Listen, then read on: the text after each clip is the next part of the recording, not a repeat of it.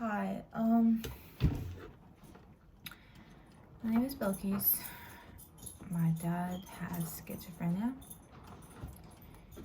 and he's been having episodes in and out, and I just really need to talk to someone, so I figured YouTube would be an okay place to talk about it.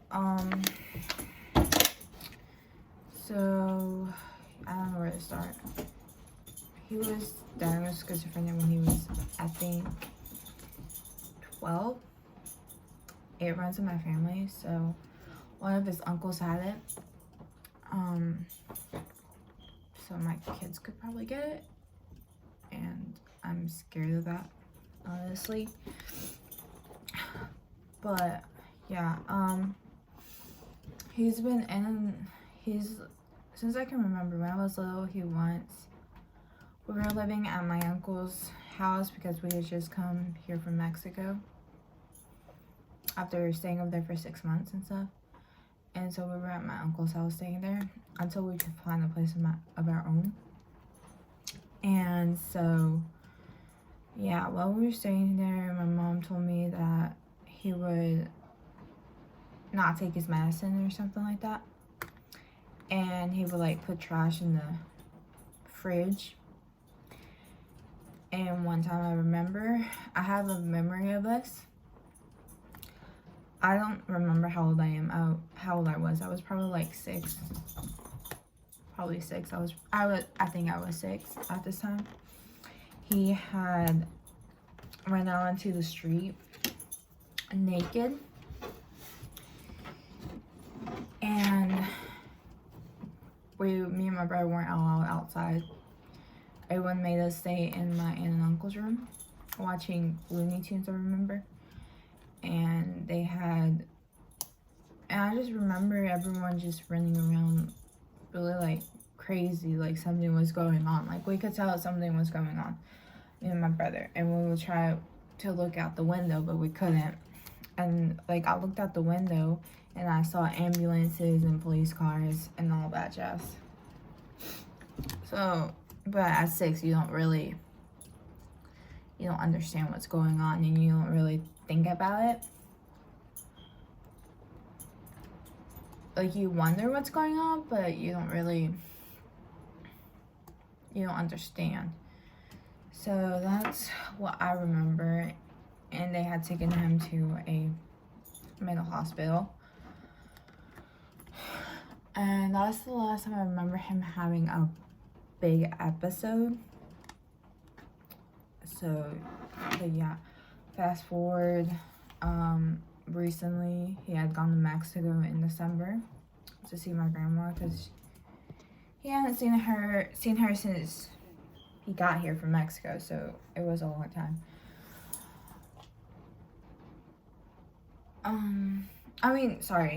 He had seen her. She would come and visit and stuff, but he hadn't been to Mexico since he got here. So he went just to see my grandma and stuff. And it was December of this past year. And they weren't letting him go outside or anything. Like my family was keeping him kind of like in the house, and he likes to drive around and stuff. Like he likes to go around the house, like go outside and drive around and stuff. He's very like that. Like he'll go anywhere, even with what he has going on.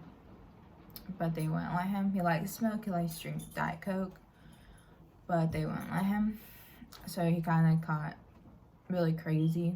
Like I understand. Like he couldn't take it. I think it was too much on him, and so they would go places without him, like leave him at the house and stuff. So he overdosed on lithium, which was one of his medications. And lithium, we found out at the hospital that lithium isn't for schizophrenics, it's for bipolar disorder. So I don't know why he was given lithium, but he overdosed on it over there. I didn't know because I wasn't there. I had work in school, so I couldn't go. But yeah, he had overdosed on lithium, we found out, over at the hospital over here. And he would like see hallucinations and stuff over there, and my aunt found him outside of the house one night over there, and he was yelling, like, okay, so he was yelling real bad, and my aunt went outside to see what was going on, and he was seeing images, like hallucinations, and they were just saying he wasn't doing real good. So my uncles decided to send him back over here to get help, because they were trying to take him to the hospital over there, but the doctors didn't have the right equipment over there to help him. Like, so my aunt, I was at the gym one night, and my aunt called me and told me, hey, so your dad got really bad in Mexico. We think it's the schizophrenia. Do you want to go with me to the airport to pick him up? I was like, yeah, I'll go. So yeah, we go to the airport, and he is, so we go to the airport, and the airport from where I live is an hour away. So we head to the airport, and we're waiting there for a good hour. And I guess, I remember we would go and ask, hey, has his plane arrived and stuff? And they would be like, no, but it'll be here soon. And we're like, okay. But we would wait, and it took a long time. So I went back to ask someone, and they were like, oh, I don't know, it should be here by now, whatever. But we still kept on staying over there, and we were kind of getting worried. So his plane had delayed, and he was getting assistance from someone with a wheelchair, because he has a prosthetic leg. He had it taken off because he has diabetes, but you know. So the man comes with him. He's in the wheelchair. My dad was kind of out of it, like he didn't know what was going on and stuff. I went to go hug him, and he wasn't hugging me back. He was just there, like, kind of out of it, like they didn't know what the heck was going on. And the man was angry, like super mad. He said that my dad had dropped his medicine bag on the flight. All his pills were out, and needles and everything that he uses to check his blood sugar and all that. And give himself insulin. And he was pretty mad. And he was like, oh, I could have gotten a needle stuck in me. I'm like, okay, sorry. So I had to throw away the needles. And my dad was not himself at all. But yeah, we take him.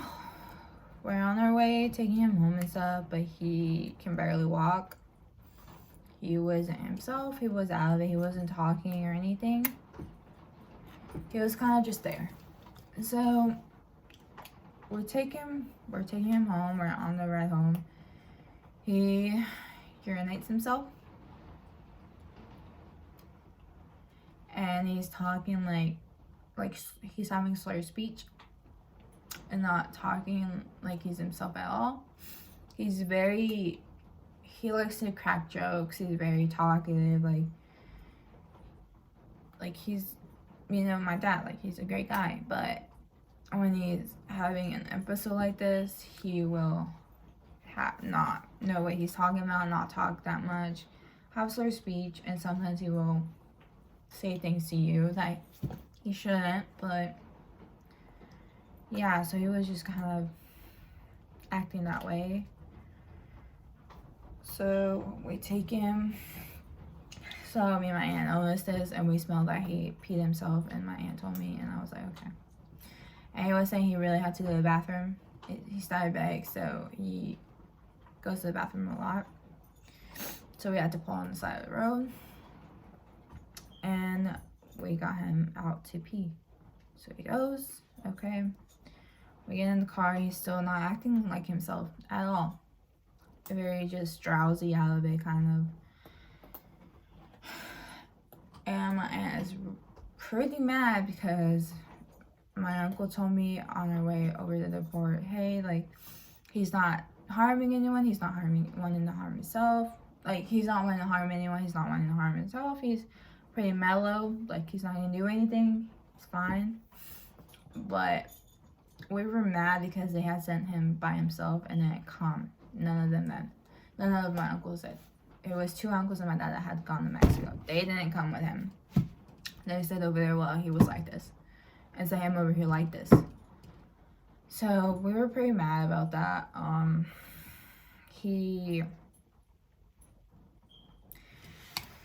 But yeah. So we're on our way home and stuff. So my aunt calls her sister who lives in California but works at a psychiatric hospital over there. So she pretty much knows about this stuff.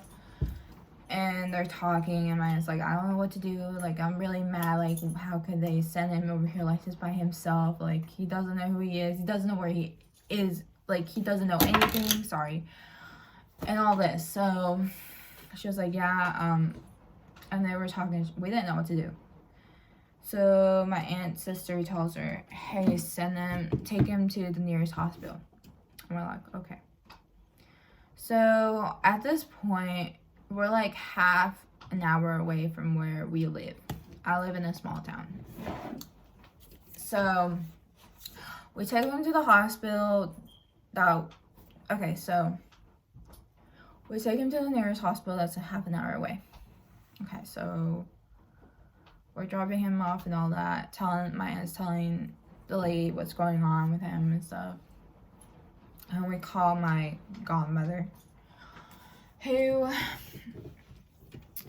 I have anxiety and depression, and I'm 23 years old. At the time, I was 22. So I'm always taking care of my dad and stuff, and so it's just really hard sometimes. But yeah.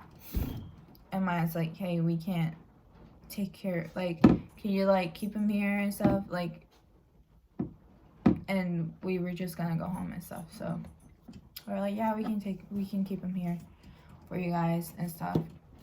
And we're like, okay, thank you. But while we were there, we had called my godmother because she's my dad's sister. And we told her, hey, what was going on and stuff. And she was just freaking the F out, like, yelling at us, saying, no, I don't want to be his emergency contact. That's his wife's responsibility. Keep in mind, my parents are separated. My mom is working on getting divorced right now, but they're separated. And I understand that, yeah, legally, she's the one who has to do all that, but my family doesn't do shit for my dad. I'm sorry for my language, but they don't help at all. My uncles have restaurants here where I live. They have tons of money, and they don't do anything for my dad. Nothing. My dad lives with a bunch of friends in a house that work at my uncle's restaurants. And my dad overdoses on his meds all the time, and no one knows what's going on most of the time, and my family doesn't help out. I live with my mom and my brother, and I take care of him most of the time. My mom does too. We're basically his caregivers. And yeah, and it's just, I'm just pretty mad that my family doesn't do anything to help with him. My uncles could easily just get him a house or something. Like, just help out financially. They don't do shit. They don't help out financially. They don't do anything. They put all the pressure on us, put everything on us, and tell us, hey, you're his first family, we're his second family, you have to help out with him. But yeah, my aunt was kind of saying, my godmother, whatever, I don't care. I don't really want her to be my godmother. But she was saying stuff like that, like, yeah, she says, wife, you're his daughter, you're the ones who are supposed to be worrying about this stuff, not me. And we're like, dude, you're his sister, like, come on. But she doesn't give a shit. But we put her down as an emergency contact because we both didn't know. I was kind of in shock because something like that hadn't happened since I was a kid. So I was pretty much in shock. And I didn't know what to do at that moment, you know? And I wanted to go in there with him, stay with him, but my aunt wouldn't let me. My godmother was yelling at me through the freaking phone in my ear and wouldn't leave me alone. And so, sorry, my dog is. So yeah, sorry, my dog is, hold on one second. Oh, Leo. Here. Okay, sorry. That was my dog. Anyways, so yeah, that's going on, and we're pretty mad because my godmother is being an ass and doesn't want to help in any way. And she was saying she was on her way to the hospital, and we're like, at this point, we were on our way back home after dropping him off, and they were still on the phone.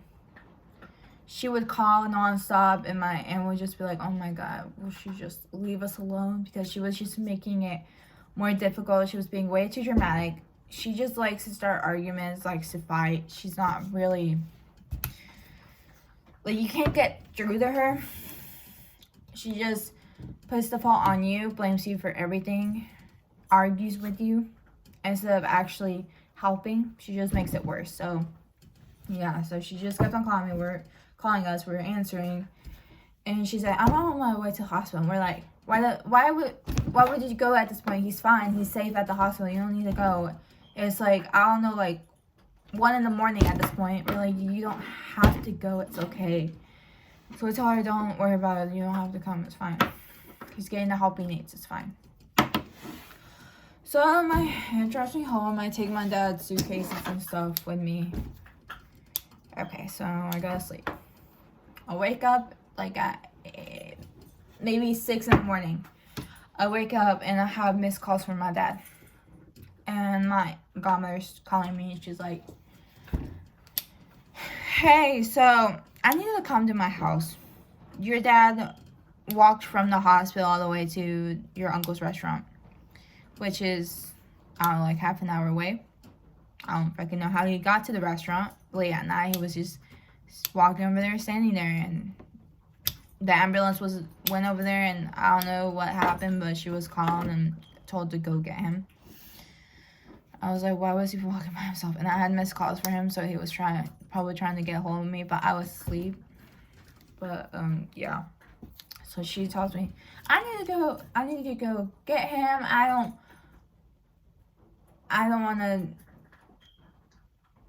want him here with me. I don't want to, basically she doesn't want to anything to do with him, doesn't want to take care of him. I'm like, okay, I'll go get him. So I go get him. I'm on the way over there. Where she lives is like 25 minutes from where I live. His family lives like 25 minutes from where I live. So I'm on my way there. My phone dies. Great. And my aunt has my phone charger. So yeah, I was having bad luck that day. So my phone dies on the way there. I don't know where the heck my godmother lives because I don't go visit her because I just cannot stand her the way she is with me. She yells at me all the time, argues with me. Like, why would I want to go visit you, you know? So I don't know where she lives. The last time I went to go visit her house I was 15. I didn't remember where she lived. I knew what neighborhood, but I didn't remember what house. So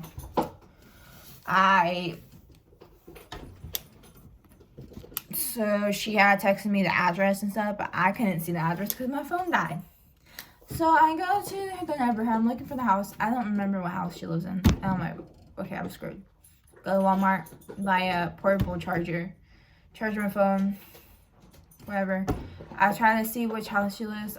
I'm parking inside a driveway thinking, oh, she probably lives here. I don't know. I'm just going to go knock. I'm about to go knock to see if she lives there. And I got scared. It was just not, I was not having a great day. I got scared all of a sudden. I was like, maybe what if she doesn't live here? I'm just gonna go drive around and wait until my phone charges to call her. I get in the car. My car dies. Great, you know? Freaking car dies. Sorry. My car dies. So I'm like, great. Great. Okay, so I'm just sitting there like an idiot. My phone probably charges on the portable charger I got from Walmart. And my aunt, and I call my aunt. She's pissed at me because I'm not there yet. I'm like, hey, my phone died. My car died at this random house's driveway. And the two men that live at the house come out. And they're like hella like confused, hella like mad at me because I parked in their driveway. And I'm explaining to them what happened. That I was looking for someone. I'm sorry. My car died. And they didn't really want to help me. They were asking me, hey, do you want us to jumpstart it? And I was like, yeah. And they were like, what's going on with it? I was like, oh, this is what's going on. They were like, oh, you don't need us to jumpstart it. It's probably just, it's not dead. It's probably just something else. I was like, okay. So they didn't really want to help me. Whatever. So, yeah, I'm talking to my aunt. She's pretty pissed at me because I'm not there yet, but she doesn't care that my phone died, my car died. I have no way to get to her. And she's like, okay, I'll go get you. Where are you? I'm like, I don't know. I'm in like this house, and I think I'm in your neighborhood, but this house. And then I walk up the street. I walk up over to the house next to it. I'm like, wait, does she live here? Like, I just want to knock. And I was like, she answers the freaking door. I'm like, great. She was the house next to where I was. I was like, great. So I go in the house and I talk to my dad, talk to her and all that crap. And my dad's eating and all this. Take him his medicine bag, whatever. Me and my dad, we go outside, and then she comes out with me. She's like telling the men, sorry, she's my niece. Like, she didn't know where I live. Sorry, whatever. And we're saying that we send a tow truck, whatever. I was gonna send a tow truck. She doesn't do shit, but whatever. So yeah. So I leave the car there because there's nothing I can do. She makes me very nervous because she's over here yapping in my head. She's yapping in my ears, like telling me what to do, like all this crap. Just arguing me, making it difficult for me to actually think. I didn't know what to do. I told them, hey, I'll get a tow truck over here from where I live. I'm sorry about this. But they didn't really give a shit. They just wanted me to get my car out of their driveway. Whatever. So my aunt, I don't want to call her my godmother at this point because I really don't see her as my godmother the way she treats me. Just gonna say my aunt. I don't know. I don't even want to call her that. Whatever. So my aunt takes me and my dad home. Well, she takes us to my uncle's house where his car is, and then me and my dad get in the car and go home. Whatever. So we get home and stuff, and I had to get ready for work. I had to go to work that day. So I had to take a shower real quick because I was running late. And she's non-stop calling my phone saying, hey, when's the tow truck gonna get here? Like these men are looking outside, and I'm looking out the window seeing them. She's just very, oh my God.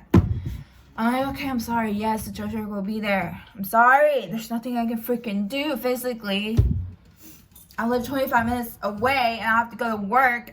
And I'm stressed out because she's yapping in my freaking ear, like telling me what to do, arguing with me, fighting with me. I'm like, I'm sorry. So I get in the shower, and she won't stop bugging me. I have a panic attack in the shower because of her. I have a panic attack in my room because of her. My mom was like, don't go to work. After what's been happening, don't go to work. But I went anyways because That's just the kind of person I am.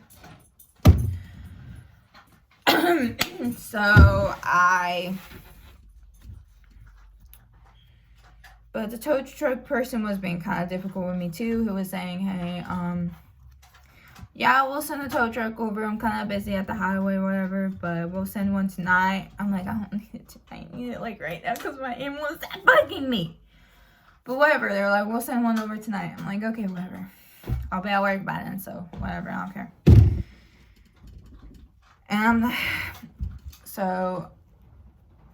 And the tow truck person was asking for the keys. I had them with me. So I told my dad, hey, Dad, can you take the keys over to put them under the mat in the car? Close the door, leave it unlocked so the tow truck person can come and go get the car. He's like, okay.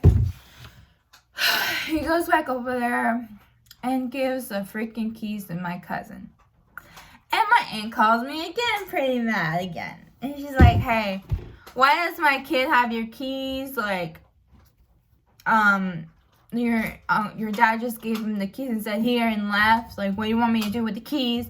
He has a freaking appointment with the doctor. Like, I have to go. What do you want me to do? She won't let me the fuck alone. I'm like, I'm sorry. And she's like, do you know what's going on?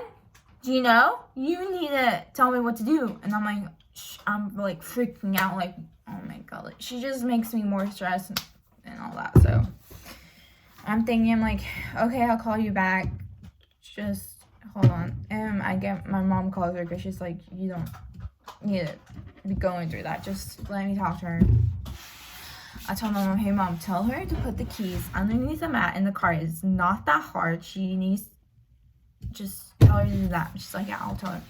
Mom tells her, my aunt finally just does that like a human being with a heart would. And does that, so, yeah. So, that's that. I'm at work, whatever, and all that crap. Tow truck comes. Turns out, it needed to be jump-started. It didn't have anything wrong with it. But my aunt was driving me crazy, so I wasn't thinking straight. And I was all stressed out and having panic attacks. So I could have just jump-started my car, but no one wanted to help me. But whatever. I jump-started my car here. And I had to pay for a tow truck. $100, ladies and gents. So, sorry. Oh, and I'm in my work clothes still. Because I had to take my dad to the hospital last night. Sorry about that. And my hair's a mess. Oh, sorry. This is a mess. I swear. I'm so sorry. Okay, so yeah. So that's that. Fast forwarding to recently when I take him to the hospital again. Because he freaking...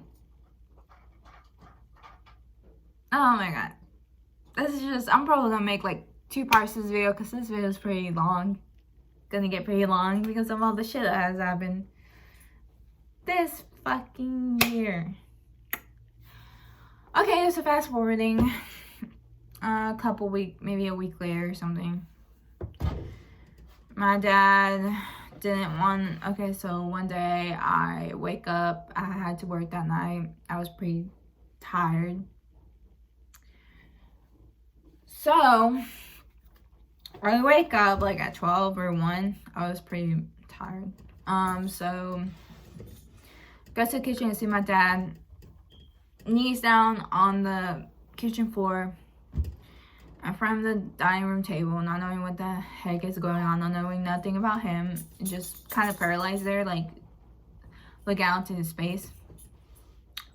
And I was getting worried. I was like, Dad, do you want me, let me help you, let me put you in a chair so I can give you something to eat. My mom was at work, so I was the one pretty much taking care of him. Oh my God, Leo, quit. Sorry, my dog, he's a puppy and he just wants all the fucking attention. I'm sorry. I'll play with that. Okay, so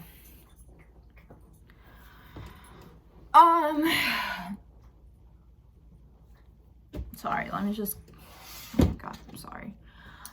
So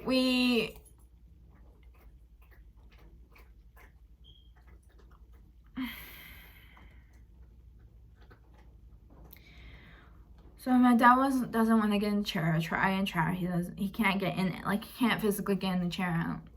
And he doesn't have his prosthetic leg on. And he weighs a lot. And I couldn't get him in the chair, so I called my brother. My brother can't get him in the chair. I told my mom what's going on.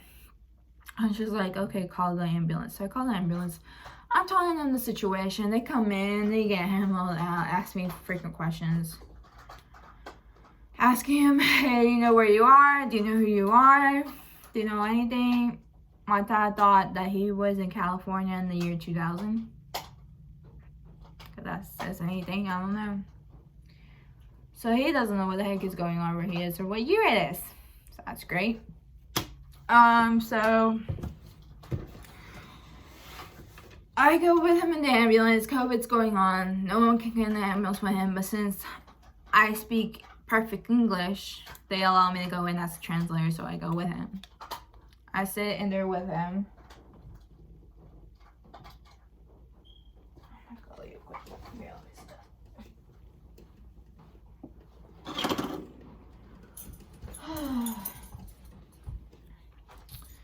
So, look, puppies, right?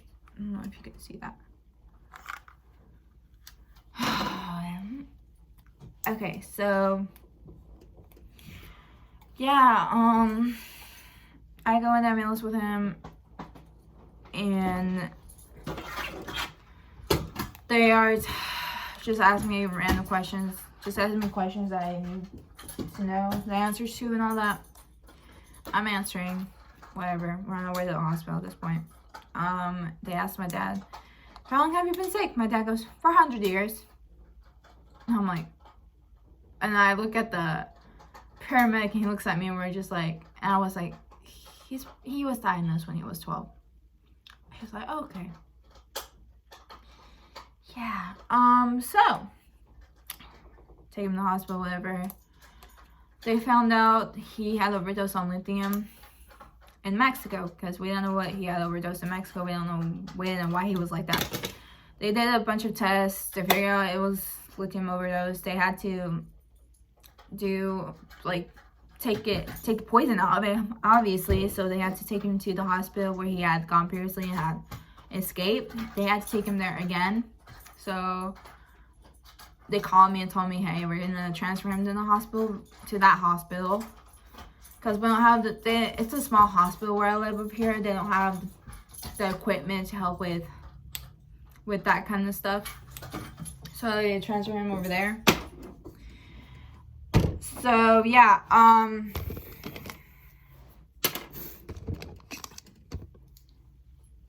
so they transfer him over there, and I'm outside waiting for a taxi. I had started my period. I had really bad cramps. I had started my period on the hospital floor, and they wouldn't give me anything because I'm not patient there. So until they had to sneak something in for me. So I was sitting in the freaking hospital floor by myself in excruciating pain because of cramps. So I go outside. I'm pacing back and forth waiting for the taxi I had called. Never showed up. Called my mom, told her, hey, that taxi never showed up. Can you come get me? Because I just want to go home at this point. I'm worried. I'm having really bad cramps. And I'm just over it at this point. Like, I'm fed up with his family. I'm fed up with everything. Like, I'm just done, you know? I was like, yeah, I'll come in the taxi and come get you. Great. Again, taxi tell her what's going on. The taxi driver is actually a friend of my family's. So he knows about my dad's illness and all that. So I'm telling him what's going on. They thought he was a 100-year-old man, whatever, that he thought he was living in California in the year 2000 and all that crap. Yeah, I told him that. And so, yeah. Get home, they had to take him to that hospital, whatever.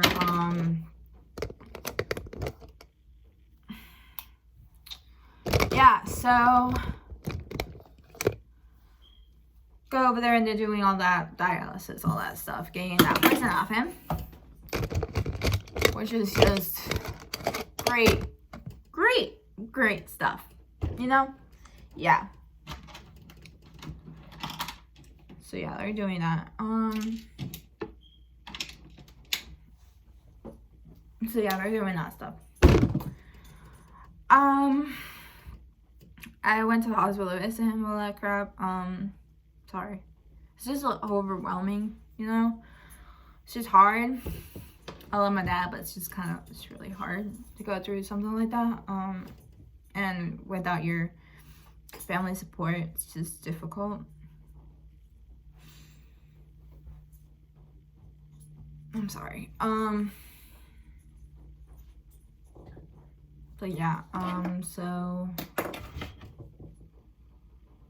yeah, we take him. Okay, so I go visit him and all that crap, and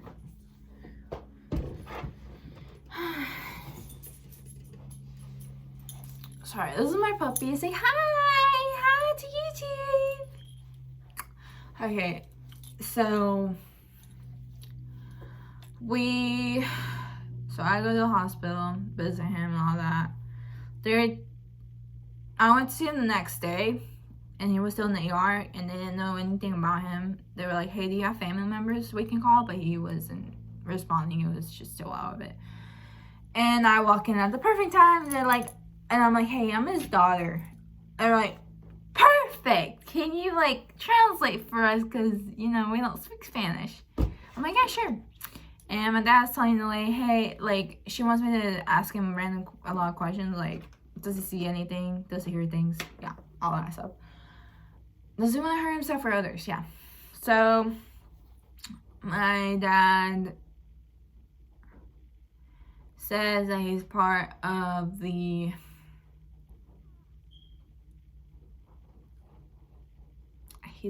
thinks he's in some kind of drug dealer group. I don't know. That the devil's after him. That the devil told him to do things. To kill people and put them in the trunk of his car, like the bodies. And yeah, and that he's part of the mafia. So at that point, the lady's like, yeah, you need to be admitted. This is not normal for you to be having this stuff. So, yeah, he's admitted. I stayed there for a while, but I think I had to go to work, but I can't really remember. But yeah, I go home. And I go to see him the next day. Had bought a freaking balloon, everything to take to him, you know? I go home to the hospital, and apparently he was discharged. I'm like, where the fuck is my daddy? I'm his, like, emergency contact because his family doesn't want to do shit. And they were like, oh yeah, he was discharged. I'm like, to where? Do you know what address? Because I don't fucking know. They're like, no, sorry. I'm like, great. So I'm having a freaking... I'm crying hysterically in my car, having a panic attack because I'm like freaking out. Where the fuck is my dad at, you know? I had his prosthetic leg with me so he wouldn't escape the hospital again. And I'm like, wait, is he... I was thinking the worst at this point, you know? And I was like, okay, he doesn't have his prosthetic leg, he has schizophrenia, he's diabetic. I'm freaking out, you know? I don't know where he is. I went to all the restaurants. I called the restaurants. I went to the restaurants, asked if he was there. They said no. I went to his house. He wasn't there. I look for him every fucking place. I go all the way 23 minutes to where my family is. I'll ask my family. I go to their houses, look for him. They don't really care. They're like, no, he's not here. I'm like, okay, right. So, I'm freaking out. I had another panic attack. I had another hysterical cry session at the restaurant, my family's restaurant. And I called my godmother. I I blocked her at this point because I was just over how she treats me. But yeah, I unblocked her and I called her. Like, I telling her what's going on, that I don't know where my dad is. He was discharged. She is giving me all this shit. Like, why didn't you call me? Your aunt in Mexico told me what happened. And all this crap. And I don't know. Like, just going off at me. And I'm like, at this point, I'm just like, look, I just want to know if you know where my dad is. She's like, no, I don't know where he is. You're the one who's supposed to take care of him. You and your mama and all this crap. And I'm like, oh my fucking gosh, shut up. I just want to know if you know where he is. She's like, no, I don't. So I hang up. I'm just over it at this point. I block her again and yeah. I delete her phone number too because I'm just over it. Love family, you know. So, yeah,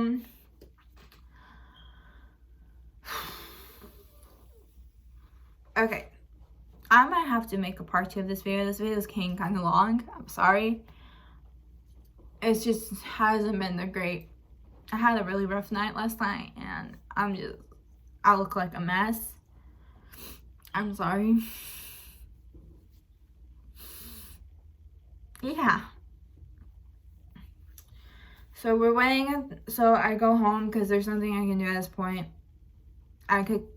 The cooks told me to call 911 to tell them we have a missing person, but I still had hope, you know, at that point. I still had hope that I would find him.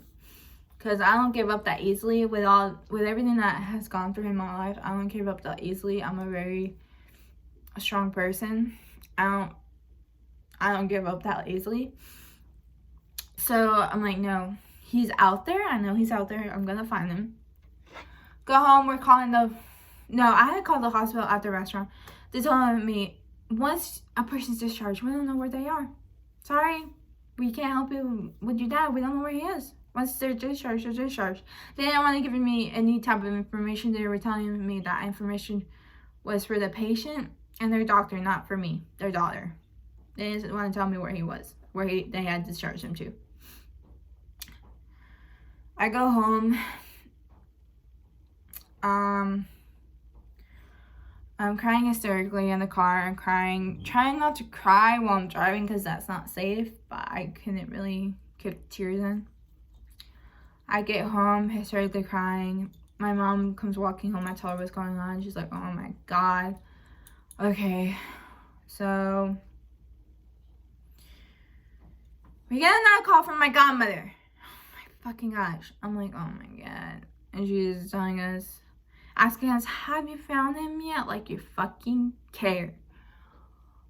You know where he is and all this crap, and telling my mom, you're his wife. You're the one who's supposed to take care of him. I want to remind y'all, they're separated. And my mom doesn't really want to, like, yeah, she helps out with him, but it's just a whole mess. Oh my God. I don't want to do shit to help out, so. She doesn't want to do anything, my godmother, so whatever. She's like, you're his wife, you're his daughter, you're the ones who are supposed to have sole responsibility of him. We don't really matter. And Mom was like, you're his fucking sister. But she doesn't give a shit. So she's just giving us a lot of crap. My mom takes the phone away from me because whenever she talks to me, she goes on and on and on, making me feel worse about myself and yelling at me. And my mom has learned over the years how to talk to his family because they're very just difficult people to talk to sometimes. So, especially my godmother. So she takes the phone away from me. She defends me. Tell her, hey, we're not worried about my daughter not answering your phone calls about her dad. We're worried about where he is at this point. Okay, stop giving my daughter a difficult time, making her feel worse about herself than she already does. We just want to know where he is. And at this point, she's making me feel guilty and making me feel like it's my fault that we don't know where my dad is, because that's the way she was kind of putting it out there towards me. was that it was my fault because I didn't know where my dad is. And she just likes to play mind games, you know? So, yeah. So I go outside, I'm crying, my mom's yelling at her, telling her, hey, stop, like, leave us alone. If you're not gonna help us or anything, then just leave us alone. My mom hangs up because she wouldn't shut up. Saying, no, you're his wife, no, you have responsibility with him, I don't do anything, I don't know, fucking asshole. So, my mom hangs up, I come in, we're still waiting, we're calling the fucking hospital. I was saying, hey, where did you discharge him to, because we can't fucking find him. They were laughing at me.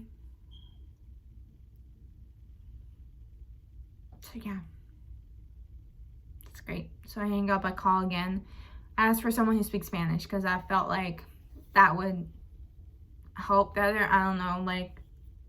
I asked for someone in Spanish. I explained to them what's going on, that I can't find my dad. Do you know where he was discharged to? Can you ask? She said, yeah, I can ask for you. Just hold on. But she had taken a long time to call back. She was very nice, but she had taken a long time to call back. And at this point, it's nighttime and we're going to eat at Wendy's.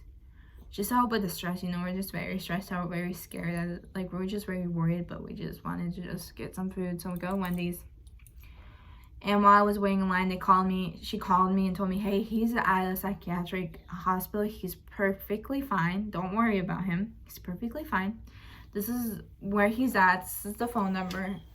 And I'm like, okay, great. Thank you so much. And she's like, yeah, no problem. So we found out where he is at. And so yeah, so we knew where my dad was. Great. That's awesome. So,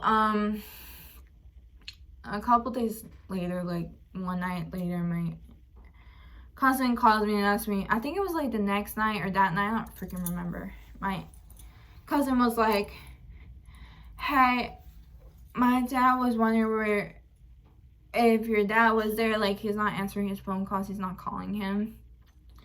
And my dad's getting kind of worried about your dad. And I'm explaining to him what happened. He's like, okay, I'll tell my dad. I'm like, okay, great. But yeah, I'm going to have to make a second part to this video because this video is pretty long. And my dog is getting pretty antsy. But, I'm gonna make a second part to this video.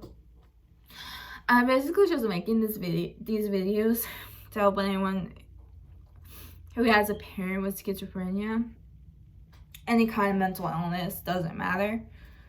I have depression and anxiety. So, you know, I pretty much understand. I just want to help anyone any way I can. If y'all want to reach out to me, you can. I'll just leave my Instagram, my email down below, and y'all can just contact me and stuff if you want. I just really want to help in any way I can, and I just really do need someone to talk to, someone who understands what it's like, you know, going through this, because it's very difficult.